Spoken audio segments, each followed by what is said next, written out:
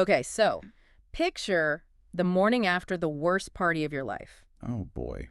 And I don't mean, a headache and some regrettable texts. I mean the absolute red wedding scenario we talked about in our last deep dive. Right, the one where everything went wrong. Exactly. The bride is dead, the loot is completely gone, Right. and the heroes are they're sitting in the wreckage of a victory celebration that turned into an utter massacre. It's a rough place to start a session. It really is. And just when you think the game master, the GM, might give them a second to breathe, he introduces this ticking clock that is, honestly, kind of horrifying. It really is the definition of no rest for the wicked, because the GM didn't just injure the party here, he infected them. Yeah. Specifically, he infected Var, that's the assassin character played by Mac. Right. During all that chaos at the wedding, he was stabbed with the ceremonial dagger, and now he has contracted something called Morgazon's kiss, or as the streets call it, yellow rot. Which, that sounds like something you'd just treat with antibiotics.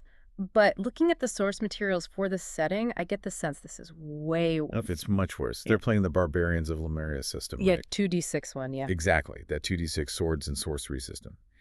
And in that rule set, poison and disease are incredibly nasty. The GM was very specific in his notes here. The veins turn black, the fever spikes, and the organs shut down within 72 hours. 3 days. 3 days, and it's fatal. There's no sleeping this off. So straight away, for you as the listener, the stakes are literal life or death. Okay. But before we even get into their mission to save him, I want to stop and look at the meta context of this session. Yeah, the real world stuff. Because looking at the session notes we're diving into today, Mac, who plays Var, and Jeremy, who plays Vangrith the Sorcerer, they weren't actually at the table for this game, right? That's right. I mean, real life happens, scheduling conflicts come up, and usually in a tabletop RPG, this is a total nightmare. The story just grinds to a halt because your main spellcaster and your main damage dealer are suddenly missing. It's so awkward to play around. It is. But what I loved about this particular session is how the narrative pivoted to actually use that absence. It felt very natural to the story. Because Vangrith, who we know is, well, he's a bit of a narcissist. That's a bit. Right, he's basically missing in action. The group assumes he ran off with that stolen Slorth skull he grabbed during the fight last time. Exactly. It fits his character perfectly to just vanish when things get tough. He's looking out for number one. And Var. Well, Var is literally bedridden. He's feverish, dying of the rot. So it turns a mundane scheduling problem into a massive plot point. Which leaves the remaining players, Gore the Gladiator, Armur the Pirate, and Princess Alina in a really bad spot. They aren't just down 2 players at the table, the characters themselves are emotionally and tactically isolated. They feel weaker because mechanically they are weaker. And that desperation really drives this whole deep dive. They need an antidote, and they have no idea where to get it. So they have to leave the high society setting from the wedding and go straight down into the mud. Down into the criminal underworld. Yeah. They visit their contact, Drago, who points them to a tavern called the Broken Oar. Which is such a classic, scum and villainy kind of location. They go there to meet an information broker named Caliban Slickfingers. Okay, I have to ask. If I'm playing a game and I meet a guy named Slickfingers, I'm immediately checking my wallet. Why are they trusting this guy? Because they literally don't have a choice. That's the Ah. beauty of it. And Caliban is such a great non-player character. The source text describes him perfectly. Olive skin, curly hair, just sitting in the corner playing cards. Very sharp, very A observant. classic fixer archetype. Exactly. Yeah. But he creates this really interesting friction at the table because he isn't some benevolent quest giver with a golden exclamation point over his head. Right. He's a businessman. And more importantly, he is terrified of the antagonist. Yeah, because he identifies the poison right away. He says it comes from the Yellow Druids. But when the party asks for his help to get the antidote, he basically says, I choose life. He completely refuses to get his hands dirty. He tells them the Druids have a stronghold, which is this warehouse on the river, but he warns them that going through the front door is suicide. And that does a lot of heavy lifting for the story. It establishes the Yellow Druids not just as bad guys, but as a faction that even the hardened criminals of the city are afraid of. Right. But Caliban, being the fixer he is, does offer a workaround. He wants some documents, basically blackmail material, from that warehouse. So he introduces the party to a new character to help them, Thaddeus. And this is where we get our first new player joining the table, James. Yes. And what a fascinating character James brings to a game that's usually all about muscle and magic. Totally. Thaddeus is a retired master thief. He's in his late 60s, and he walks with a cane because he has a bad limp. I found that so interesting. In a power fantasy game, playing a character with a physical flaw like a bad leg seems counterintuitive.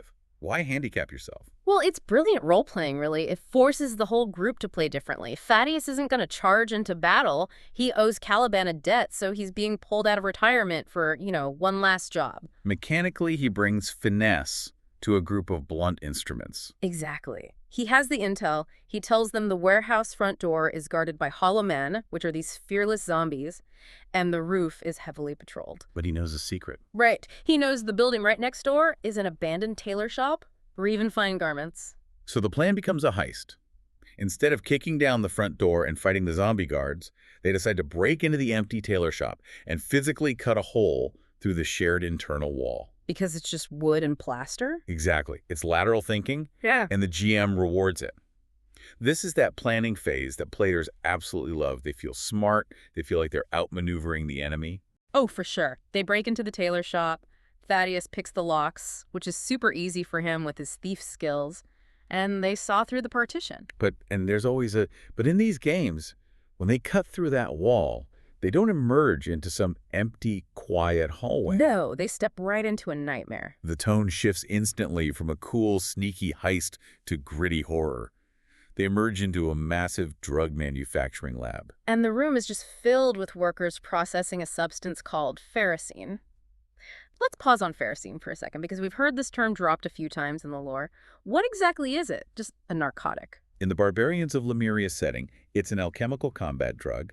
It completely numbs pain and removes all fear. Yeah. And the workers in this room aren't just, regular employees making it. They're addicts. The description in the transcript is really haunting. They're described as glazed over, barely responsive. Yeah.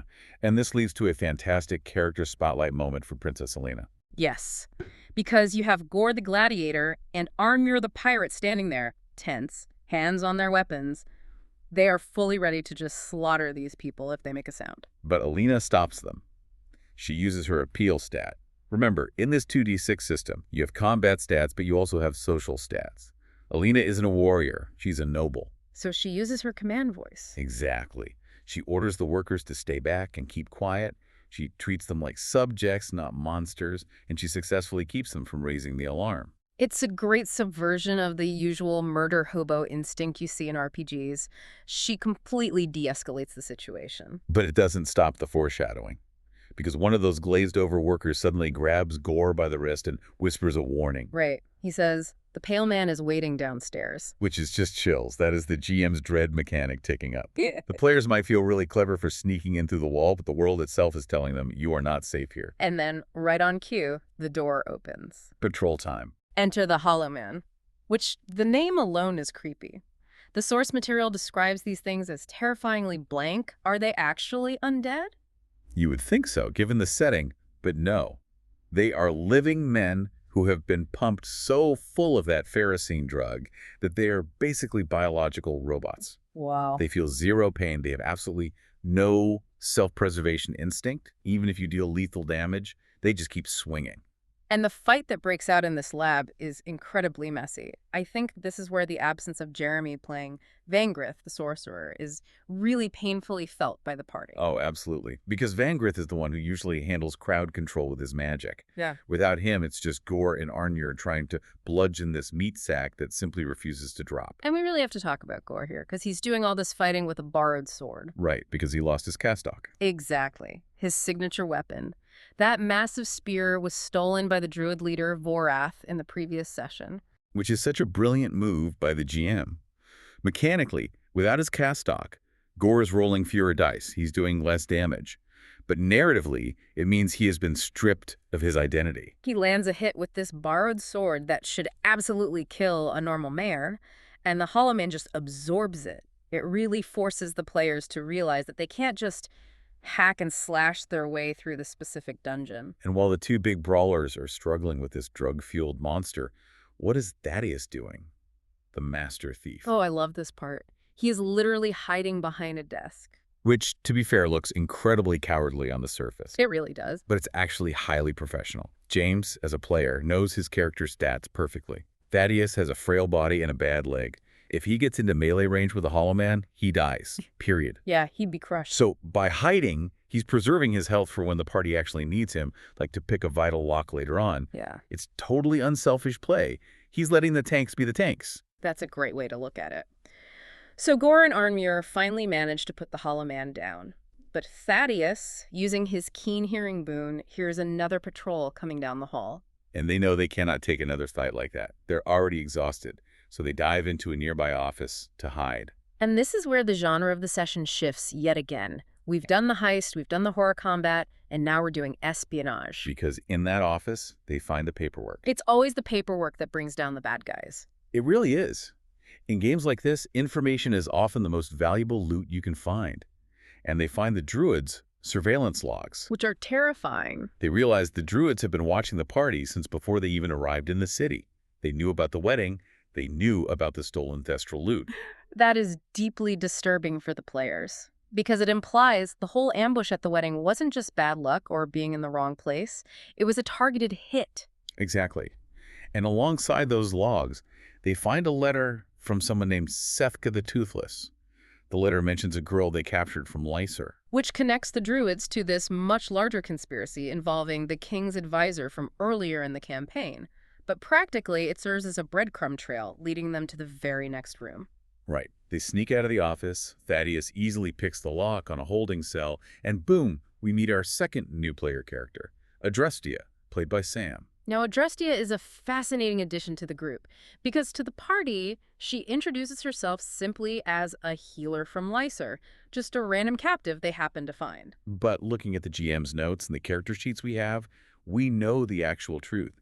She is secretly the daughter of the late King Ericon. She's a hidden princess. Yes. But she plays it so incredibly cool. She doesn't drop the whole I am royalty, bow to me bomb. Because she's a survivor. She's been locked in that cell for weeks. She plays the role of the humble healer because it's safer for her to stay under the radar. And she immediately proves her worth to the group. She's incredibly composed, not broken by the captivity at all. Exactly. She steps out of the cell, looks around the lab, and immediately identifies the complex alchemical compounds they're dealing with. She isn't just a damsel to be rescued. No, she steps right in and fills that scholar and healer gap that Vangrith left behind when he vanished. So now, dynamically, the team is finally whole again. You have Gore as the tank, Arnmuir as the brawler, Alina as the social face, Thaddeus as the stealth expert, and Adrestia as the healer. It's a beautifully balanced party composition. And they are going to need every single bit of that balance. Because the antidote for Kalak Var and their only way out of this building is downstairs. This descent onto the main warehouse floor, I mean, reading the description here, it is pure distilled tension. It's a masterclass in scene building through restraint. The ground floor is this massive, dark, open space. And it is filled with hollow men. But they aren't patrolling. No, they are standing perfectly still. Dozens of them, just standing there like statues in the dark. Waiting for a trigger. Think back to what Caliban Slickfingers told them at the tavern. He said, they wait until someone comes through the door. Right. But the party didn't come through the front door. They cut through the wall upstairs in the tailor shop. Exactly. So the hollow men are essentially stuck in standby mode. That is such a brilliant interaction between the game mechanics and the narrative. Because the players were clever upstairs, they actually get a fighting chance down here. But they still have to physically sneak past an army of sleeping biological time bombs. Just imagine the tension at the table. You have Gore and Arnmuir, these massive, heavy warriors in clanking armor. You have Thaddeus leaning heavily on his cane with his bad leg. One squeaky floorboard, one cough, and that entire room activates. They really have to thread the needle, and somehow they actually manage it. They sneak across the floor and they find this spiral staircase hidden in the ground leading down to a sub-basement. Where they can hear chanting. Yeah, and I have to imagine at this exact moment the players are feeling pretty fantastic about themselves. Oh, without a doubt. They are definitely mentally high-fiving across the table. They gathered the intel, they rescued the secret princess, and they successfully snuck past the zombie army. They think they've totally outsmarted the GM. They think they found the secret back door to the boss room. But a good GM is always one step ahead. As they start heading down those spiral stairs, Thaddeus, who, remember, has that high perception and keen hearing, he hears footsteps But not in front of them? No, behind them. They realize they aren't sneaking up on anyone. They're being herded. They reach the bottom of the spiral stairs, weapons drawn, fully ready to ambush whoever is down in that sub-basement. And Vorath, the leader of the Yellow Druids, the man who killed Gore's wife, the man who stole Gore's signature spear, is simply standing there. Facing them. Facing them. He was waiting for them. He was waiting the whole time. And that is exactly where the GM calls the session. End of the night. It is such a brutal cliffhanger, but I really want to unpack the fail-forward aspect of this session design. Because if you look at it purely from a player's perspective, they did everything right. They really did. They rolled the successes, they came up with a smart lateral plan, and they still walked right into a massive trap. Is that fair? Does that feel like the GM is just forcing them to lose no matter what? It's a really controversial topic in TTRPG design. Yeah. Some players would absolutely call that railroading. Yeah. But looking at the notes, I'd argue this is different. The clues were actually there all along. How so? Well, the surveillance logs they found in the office, that explicitly told them the enemy was prepared and watching them. And think about the entry point. The fact that the hole-in-the-wall strategy was so easily accessible. Oh. You think the weakness in the defense was intentional? That Vorath actually wanted them to come in through the tailor shop? Think about the villain. Vorath is a tactical genius. You don't leave an abandoned building right next to your highly secure secret drug base unless you want your enemies to funnel themselves into a very specific choke point. Wow. So the players felt clever, which made them confident, which ultimately made them careless. Exactly. They walked right into the parlor. It completely reframes the whole session. It wasn't a heist at all. It was alluring. And look at the psychological state of the party right now. Gore is suddenly face to face with the object of his revenge. But he's exhausted from the fight upstairs. He is completely disarmed without his cassock. And they were all totally surrounded. It's a nightmare scenario. If they had just marched in the front door originally, they might have died, sure. But they would have been mentally prepared for a massive fight. Now, they are psychologically off balance. Vorath has them exactly where he wants them. It sets up the next session to be just incredibly difficult. But I also want to circle back to one nagging detail you mentioned earlier in the timeline. Thaddeus, the old pro. Yeah, what about him? He specifically used a route he knew from years ago. And he owes a massive debt to Caliban Slickfingers. Right. Caliban, who completely refused to get his hands dirty but wanted the documents from the office. And Thaddeus led the party straight to this trap. Oh, I see where you're going with this. Is it possible the fix was in from the very start? Caliban sends them to a specific adjacent building with a specific guy who owes him money, who then takes them to a specific trap. That is a very dark possibility. We know Caliban wanted those documents found in the office very badly. Right. Maybe the trade wasn't, bring me documents and I'll give you the antidote. Maybe his trade with the Druids was, I'll send you the party and you let me take the documents. Because in a world of spies and thieves, trusting the quest giver is usually your first mistake. If Thaddeus is actually a double agent, or if Caliban just flat out sold them to the Druids, the party is in even more trouble than they realize. They are trapped underground, surrounded by monsters, with a potential traitor standing right in their midst. We will have to wait for the next set of session notes to find out if Thaddeus turns that cane of his into a weapon against them. But it really is a great final thought for anyone listening who plays these games. Sometimes the open door is the most dangerous one. Is it better for you to outsmart the GM, or for the GM to successfully trick you into thinking you did? It's the ultimate tabletop question. Yeah. Absolutely. Check for traps, always check your sources, and maybe, just maybe, don't trust a guy named Slickfingers. Sound advice. We'll be keeping an eye on the logs for the next update on this campaign. Until then, keep your dice rolling and your powder dry. Thanks for joining us on the Deep Dive.